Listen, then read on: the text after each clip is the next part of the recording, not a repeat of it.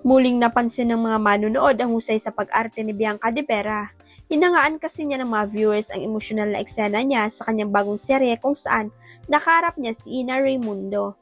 Sa naturang tagpo, kapansin-pansin sa viewers kung paano niya nilabas ang emosyon sa pamamagitan ng simpleng tingin, kilos at timing ng kanyang mga linya. Dahil dito naging mas mabigat at kapanipaniwala ang komprontasyon nilang dalawa sa eksena. Marami tuloy nagsabing makikita ng pag-usbong ng kanyang kakayahan bilang artista lalo na sa mga dramatic scene na nangangailangan ng mas malalim na emosyon. Para sa ilang netizen, kaya na rin umano niyang makipagsabayan sa mga mas batikang aktres sa industriya. Sinagot ng aktres na si Janine Gutierrez ang kumakalat na chismes na buntis umano siya sa kanyang boyfriend niyang si Jericho Rosales.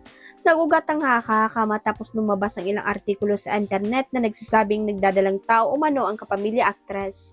Sa isang social media post ni Janine, may netizen na diretsang nagtanong tungkol dito sa comment section. Sabi sa balita, buntis daw si Ate Janine pero di naman siya mukhang buntis, tanong ng netizen. Agad naman itong pinabulaanan ng aktres. Ayon kay Janine, hindi totoo ang kumakalat na balita tungkol sa kanya, fake news, diretsang sagot ng aktres.